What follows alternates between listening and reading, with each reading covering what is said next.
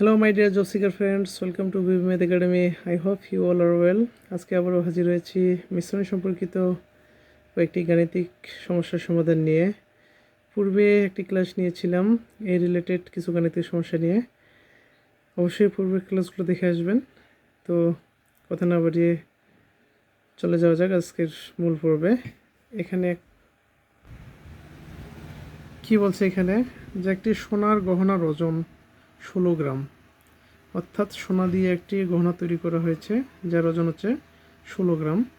এতে সোনা ও তামার অনুপাত 3:1, অর্থাৎ এই যে গহনাটি রয়েছে সেখানে সোনা এবং তামা রয়েছে 3:1। এতে কি পরিমাণ সোনা মেশালে অনুপাতটা কি 4:1 হবে সেটা নির্ণয় করতে বলছে। আচ্ছা, এই যে 16 গ্রাম যে গহনাটি রয়েছে সেখানে সোনা ও তামার অনুপাত দেওয়া রয়েছে, কিন্তু সোনা ও তামার পরিমাণ তো দেওয়া নেই, তাই না? যেহেতু এখানে কি বলছে কোশ্চেনে যে কি পরিমাণ সোনা মেশালে অনুপাত এটা হবে, অতএব যেহেতু এখানে সোনার স্পেসিফিক একটা পরিমাণ আমরা কি করব, যোগ করব, তাহলে অনুপাত এটা হবে। তাই আমরা পূর্বে কি করব, এই টোটালটা থেকে সোনা ও তামার পরিমাণ নির্ণয় করব। তাহলে আমরা এই ধরনের গাণিতিক সমস্যা পূর্বে সলিউশন করেছি। আজকে আবারও বলছি, এখানে আমরা যেটা কাজ করব সেই কাজটা হলো কি, অনুপাতটির এই যে রাশিগুলোর কি করব, যোগফল নির্ণয় করব। যোগফল হচ্ছে কত, 3 + 1, অতএব কি 4, তাই না? এখানে কি বলছে, এই যে একটা সোনার গহনা, এটা যদি আমরা 16 গ্রাম, এই সোনার গহনাটির ওজন হচ্ছে কত, 16 গ্রাম। হ্যাঁ, এটার যে সোনা ও তামা রয়েছে কত, 3:1। কত অনুপাত, এই 3:1। হ্যাঁ, এখানে কি পরিমাণ সোনা, এটা কি, এটা হচ্ছে সোনা, এটা হচ্ছে কি তামা, তাই না? এই সোনার সাথে আরও কি পরিমাণ সোনা মেশালে সেটার অনুপাত কত হবে, 4:1 হবে। তাহলে কি এই যে অনুপাত, এই যে অনুপাতটির রাশিগুলো যোগফল করে আমরা কি বুঝতে পারি যে এই যে 16 গ্রাম সোনা টোটাল কয়টি ভাগে ভাগ করেছে, 4টি ভাগে। কয়টি, 1 2 3 4, এই 4টি ভাগে। এই 4টি ভাগের মধ্যে 3টা ভাগ হচ্ছে সোনা আর এই একটা ভাগ হচ্ছে তামা। ঠিক আছে, তাহলে এখন আমরা কি করি, সোনা ও তামার পরিমাণটা নির্ণয় করি। তাহলে কি,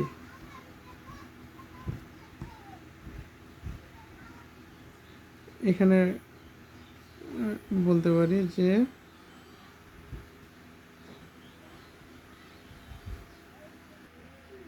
তাহলে কি আমরা কি নির্ণয় করবো, গহনাটিতে সোনার পরিমাণ নির্ণয় করবো, তাই না? সোনার পরিমাণ আচ্ছা, টোটাল পরিমাণটা কত, 16। এর মধ্যে এই যে টোটাল ভাগটাকে আমরা কয় ভাগে, অর্থাৎ এই যে সোনার গহনা যে রয়েছে 16 গ্রাম, এটাকে আমরা কয় ভাগে ভাগ করছি, 4 ভাগে। 4 ভাগের মধ্যে সোনা কত ভাগ রয়েছে, 3 ভাগ। সেটা আমরা কোথা থেকে পাচ্ছি, এই অনুপাত থেকে, তাই না? 4-এর 3 ভাগ হচ্ছে কি সোনার পরিমাণ। তাহলে এখন আমরা কি করি, ক্যালকুলেশন করি, 4 × 16, 3 × 4 = 12। তার মানে কি 12 গ্রাম হলো কি, এই যে 16 গ্রামের মধ্যে 12 গ্রাম হলো সোনার পরিমাণ। তাহলে গহনাটিতে কি তামার পরিমাণ নির্ণয় করি, তাই না? তাহলে কি 16 গ্রামকে টোটাল কয়টি ভাগে ভাগ করছি, 4টি ভাগে। 4 ভাগের মধ্যে 1 ভাগ হচ্ছে কি তামা, তাই না? তাহলে কি 4 × 16, 4 × 4 গ্রাম। অতএব কি গহনাটিতে সোনার পরিমাণ হচ্ছে কি 12 গ্রাম, তামার পরিমাণ হচ্ছে 4 গ্রাম। আমরা এটা পেলাম, তাই না? এখন বলছে কি পরিমাণ সোনা মেশালে, অর্থাৎ এই যে আমরা টোটাল যে কি 16 গ্রাম, এর মধ্যে কত 12 গ্রাম বললাম সোনা আর 4 গ্রাম পেলাম হচ্ছে কি তামা। এর সাথে আরও কি যোগ করব, সোনা যোগ করতে হবে। তাহলে সোনা ধরি x গ্রাম, যদি আমরা সোনা যোগ করি তাহলে আমাদের অনুপাতটা কত দাঁড়াবে, তাহলে কি আমি কোথায় লিখি, ধরি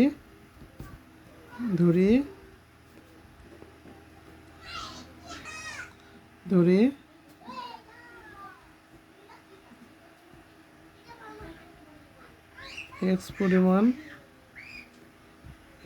বলতে s গ্রাম পরিমাণ সোনা,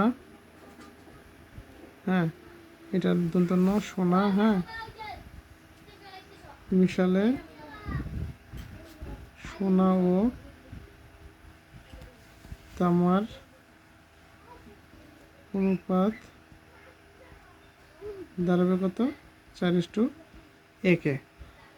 অতএব আমরা কি লিখতে পারি? সোনা আছে কত? 12, তাই না? 12 সাথে এক্স যোগ করলাম, আর এখানে তো কি তামার দেওয়া রয়েছে 4। যদি সোনার সাথে এক্স, এই 12 গ্রাম সোনার সাথে যদি আরও এক্স গ্রাম যোগ করি তাহলে অনুপাতটা হচ্ছে 4:1। আমরা কোনাকুনি গুণ করি, তাই না? তাহলে কত হবে? 12 + x 4 কত? 16। তাহলে এখানে এর সমান কি 16, 12 দিকে প্লাস, ডানে আসলে হবে -4। অতএব কি এর সমান কত পেলাম আমরা? 4 গ্রাম। তাহলে কত গ্রাম সোনা মেশাতে হবে? যদি আমরা 4 গ্রাম সোনা মেশাই তাহলে কি হবে? এই অনুপাতটা 4:1 দাঁড়াবে। তাহলে এখানে আমাদের কাঙ্ক্ষিত উত্তর হচ্ছে কত? খ। ঠিক আছে, আমি আরেকবার বলি যে এখানে যে একটি সোনার গহনা রয়েছে, এর গহনায় সোনা ও তামার অনুপাত রয়েছে কত? 3:1। হ্যাঁ, 3:1। হ্যাঁ, অর্থাৎ কি 3 ভাগ রয়েছে সোনা, 1 ভাগ রয়েছে তামা। এখন এখানে কি পরিমাণ, আবার যদি এই গহনাটিতে আবার কি পরিমাণ, হ্যাঁ এখানে যে এটার সাথে আরও কি পরিমাণ সোনা মিশালে অনুপাতটা কত হবে? 4:1। তাহলে আমরা প্রথমে যেটা করব সেটা হচ্ছে সোনা ও তামার পরিমাণটা নির্ণয় করব। সোনা তামার পরিমাণ নির্ণয় করতে গেলে কী করতে হবে? এই যে রাশিগুলোর যে যোগফল রয়েছে অনুপাটিতে, সেটা যোগফল নির্ণয় করতে হবে, অর্থাৎ টোটাল কতটি ভাগে ভাগ করছে সেটা নির্ণয় করতে হবে। তারপরে সোনার পরিমাণ আমরা সেপারেটলি নির্ণয় করলাম। এখানে টোটাল হচ্ছে কত গ্রাম? 16 গ্রাম হচ্ছে কি গহনা রয়েছে। এই 16 গ্রাম গহনাকে কয়টি ভাগে ভাগ করছে? সোনা ও তামা মিলে টোটাল 4 ভাগে ভাগ করেছে। এখন 4 ভাগের মধ্যে 3 ভাগ হচ্ছে কত? সোনা। হ্যাঁ, এটা দিয়ে ক্যালকুলেশন করলে যেটা আমরা পাবো সেটা হচ্ছে সোনা, এইভাবে আমরা তামা পাচ্ছি। এখন আমরা ধরে নেব যে এক্স পরিমাণ যদি আমরা সোনা মিশাই, হ্যাঁ এই যে এই যে গহনার যে গহনাটিতে রয়েছে এটার সাথে যদি আবার এক্স পরিমাণ সোনা মিশাই তাহলে অনুপাত হবে এটা। তাহলে আমরা লিখতে পারি কি? তাহলে আমরা তো এটা প্রশ্নমতো লিখতে পারি, তাই না? এই যে 12 গ্রাম সোনার সাথে আরও এক্স গ্রাম মিশালাম, আর ডিভাইডেড কি তামা। তাহলে কি এই দুইটাই যে সোনা তামার পরিমাণ অনুপাত কত দ্বারা? 4:1। অতএব এখানে ক্যালকুলেশন করলে যেটা মন পাওয়া যায় সেটা হচ্ছে কি আমাদের কাঙ্ক্ষিত উত্তর হচ্ছে খ। আমরা পরে অঙ্কে যাই। এখানে একটা অঙ্ক কি বলছে যে 60 লিটার কেরোসিন ও পেট্রোলের মিশ্রণের অনুপাত। হ্যাঁ, 60 লিটারে কি কেরোসিন ও পেট্রোল মিশ্রণে 60 লিটার কেরোসিন ও পেট্রোলের মিশ্রণ অনুপাত হচ্ছে এত। অর্থাৎ 60 লিটার একটা দ্রবণ রয়েছে যেখানে কেরোসিন ও পেট্রোলের অনুপাত রয়েছে 7:3। ওই মিশ্রণে আর কত লিটার পেট্রোল মিশালে 3:7 হবে? অর্থাৎ এ বলতে পারি যে এখানে সাপোজ একটা দ্রবণ হচ্ছে কত? 60 লিটার। ঠিক আছে, এখানে কি রয়েছে? কেরোসিন রয়েছে, আর কি রয়েছে? পেট্রোল রয়েছে। এখন বলছে কেরোসিন রয়েছে কত? 7 ভাগ, আর পেট্রোল রয়েছে 3 ভাগ। এখন ওই মিশ্রণে কত লিটার পেট্রোল মেশালে, এই মিশ্রণে কত লিটার যদি আমরা কি মিশাই? পেট্রোল মিশাই, তাহলে অনুপাতটা আগে অনুপাত ছিল কি? কেরোসিন পেট্রোলের অনুপাত ছিল কি? 7:3। আর কি পরিমাণ পেট্রোল মিশালে এই অনুপাতটা দাঁড়াবে কত? কেরোসিন আর পেট্রোলের অনুপাতটা দাঁড়াবে 3:7। অর্থাৎ কি ব্যস্ত অনুপাতে পরিণত হবে। অর্থাৎ কি আগে ছিল কি 7:3, সেটা পরিণত হবে কি 3:7-এ। এই অঙ্কটি আমি এখানে প্রথমে ডিটেলস তারপর শর্টকাটে দেখাবো। ঠিক আছে, যেহেতু কি 60 লিটার একটা মিশ্রণ দেওয়া রয়েছে যেখানে কেরোসিন ও পেট্রোলের অনুপাতটা দেওয়া রয়েছে, তাহলে আমরা কেরোসিন আর পেট্রোল কতটুকু রয়েছে সেটা নির্ণয় করি। ঠিক আছে, এটা নির্ণয় করতে গেলে কী করতে হবে আমাদের? অনুপাতটির রাশিগুলোর যোগফল নির্ণয় করতে হবে। কত? 7:3, অর্থাৎ কি 10। পূর্বের যে অঙ্কটি করলাম ওই অঙ্কটি আর এটি কিন্তু কিছুটা একই রকম। ঠিক আছে না? তাহলে কি এখান থেকে আমরা নির্ণয় করি কেরোসিনের পরিমাণ কত হবে? টোটাল হচ্ছে কত? 60, তাই না?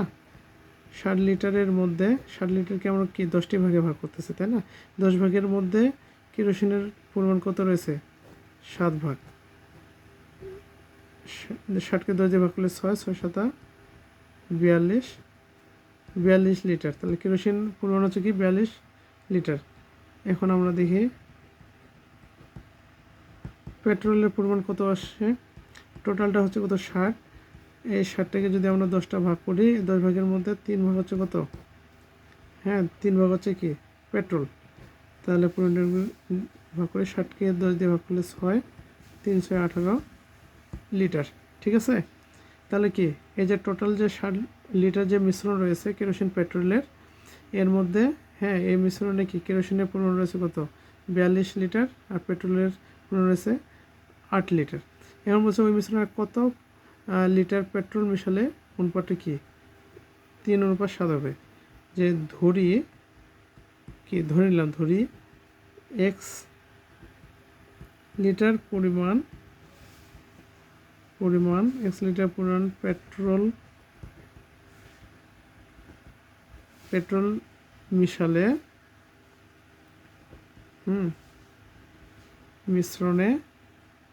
মিশ্রণে কি মিশ্রণে এই যে কেরোসিন ও পেট্রোলের অনুপাত দাঁড়াবে কত? 3:7। অতএব এখানে দেখেন, এখানে কেরোসিনের পরিমাণ কত? 42, তাই না? আমরা যোগ করব কার সাথে? পেট্রোলের সাথে। তাহলে কি kerosene divided petrol equal to কত? 3:7। এখন আমরা ক্যালকুলেশন করব। হ্যাঁ, কোনাকুনি গুণ করি, তাহলে কত হয়? 3 18 54 গুণন 3x, গুণ করি 7 2 14 4, হাতেগুলো 1, 4 7 28 29, তাই না? তাহলে কি 3x 294, 93 এখানে পজিটিভ, তার মানে এই দিকে আসলে কত হবে? নেগেটিভ হবে। বিয়োগ করে 4 4 0, 5 10 5 9 নাগাল 4, হ্যাঁ 2, কত এখানে 3x সমান কত? 240 ডিভাইডেড 3, মানে কি 3 8 24 0। অতএব কি সমান 80 লিটার। তার মানে আমরা কি বলতে পারি, এখানে ওই মিশ্রণে যদি 80 লিটার পেট্রোল মেশানো হয় তাহলে অনুপাতটা হবে কি 3:7। তাহলে আমাদের কাঙ্ক্ষিত উত্তর হচ্ছে কত? 80। এই অঙ্কটি আমরা সংক্ষেপেও নির্ণয় করতে পারবো। ঠিক আছে? আমরা এখন সংক্ষেপে দেখি যে আসলে কীভাবে শর্টকাটে 1 মিনিটের মধ্যে আমরা এই ধরনের অঙ্কগুলো নির্ণয় করতে পারি। আমরা এই যে অঙ্কটি রয়েছে, 60 লিটার কেরোসিন ও পেট্রোল মিশ্রণ অনুপাত কত? 7:3। ওই মিশ্রণে কত পরিমাণ কি পেট্রোল মেশালে সেটা 3:7 হবে। অর্থাৎ কি আগে যেটা ছিল, এটা যে অনুপাত ছিল সেটা ব্যস্ত অনুপাতে, অর্থাৎ কি ইনভার্স বিপরীত অনুপাতে পরিণত হবে। আগে ছিল কি 7:3, হ্যাঁ সেটা 3:7, অর্থাৎ ইনভার্স রেশিওতে পরিণত হবে। এই ধরনের যখন অঙ্কটা থাকবে তখন আমরা এই শর্টকাটটা ব্যবহার করে থাকব। এখানে আমরা দেখব কি শর্টকাট, সেটা হচ্ছে এখানে টোটাল পরিমাণ কত? 60। আমরা 60 নেব, ডিভাইডেড এই 60কে ডিভাইড করব, অর্থাৎ ভাগ করব কোনটা দিয়ে? যেটা মেশাবো। এখানে কি মেশাবো? পেট্রোল মেশাবো, তাই না? এখানে পেট্রোল মেশাবো। আর এখানে যে অনুপাতটি দেওয়া রয়েছে, এই অনুপাতটিতে যে পেট্রোলের পরিমাণ, পেট্রোলের যে ভাগ দেওয়া রয়েছে, কত ভাগ রয়েছে এই অনুপাতটিতে? 3 ভাগ। অর্থাৎ পেট্রোল যে রাশিটি দিয়ে ইন্ডিকেট করছে সেটা হচ্ছে কত? 3। সেই রাশিটির মান হচ্ছে 3। ঠিক আছে? অর্থাৎ টোটাল পরিমাণটাকে, হ্যাঁ যেটা মিশ্রণ করব পরবর্তীতে, সেটার পূর্বে যে রেশিওটি দেওয়া রয়েছে সেটার সেই রেশিওতে যে ওই দ্রব্যটির যে রাশিটির মান সেটা দিয়ে ভাগ দেব। তারপরে কি করব, এই যে রেশিওটি রয়েছে সেটার বিয়োগফল নির্ণয় করব। ঠিক আছে, এই বিয়োগফলটাকে এই বিয়োগফলটা দ্বারা ওই ভাগফলটাকে কি করব, গুণ করব। এখন তাহলে আমরা গুণ করি 3, 60কে 3 দিয়ে ভাগ করলে হবে কত 20, আর এখানে বিয়োগফল হচ্ছে কত 7 থেকে 3 বাদ দিলে 4, অতএব কি 80। দেখেন তো আমরা যে ডিটেলস করেছি সেখান থেকে পাচ্ছি না 80 লিটার্স। এখানে আমরা আরেকটা অঙ্ক দেখি। এখানে একটা অঙ্ক রয়েছে কি 60 লিটার রসের রসে আম ও কমলার অনুপাত দেওয়া রয়েছে কি 2:1। ওই মিশ্রণে আর কত লিটার আসলে এটা হবে কমলা, কমলা মিশালে অনুপাত কত হবে 1:2 হবে। ঠিক আছে, কত পরিমাণ কমলা মিশালে। তাহলে আমরা কি করব, এখানে টোটাল যে পরিমাণটা দেওয়া রয়েছে সেটা হচ্ছে কত 60 লিটার। এটাকে আমরা কোনটা দিয়ে ভাগ করব, এখানে কি মিশাবো কমলা, তাই না, পরবর্তীতে আবার কি মিশানো হবে কমলা। আর এখানে পূর্বে যে রেশিওটি দেওয়া রয়েছে এই রেশিওটিতে কমলার যে মানটা, কমলার মান কত, অর্থাৎ কমলার যে রাশিটি রয়েছে সেই রাশিটির মান হচ্ছে কত 1। তারপর কি করব, এই যে অনুপাতটি রয়েছে, অনুপাতটির যে রাশি দুটি রয়েছে এই রাশি দুটির বিয়োগফল নির্ণয় করে এই ভাগফলটাকে আমরা কি ওই বিয়োগফলটা দ্বারা গুণ করব। তাহলে আমাদের অ্যান্সার কত আসে 60 এটা বিয়োগফল 1, 60। তার মানে কি আমাদের কাঙ্ক্ষিত অ্যান্সার হচ্ছে কত 60। কি সহজ না?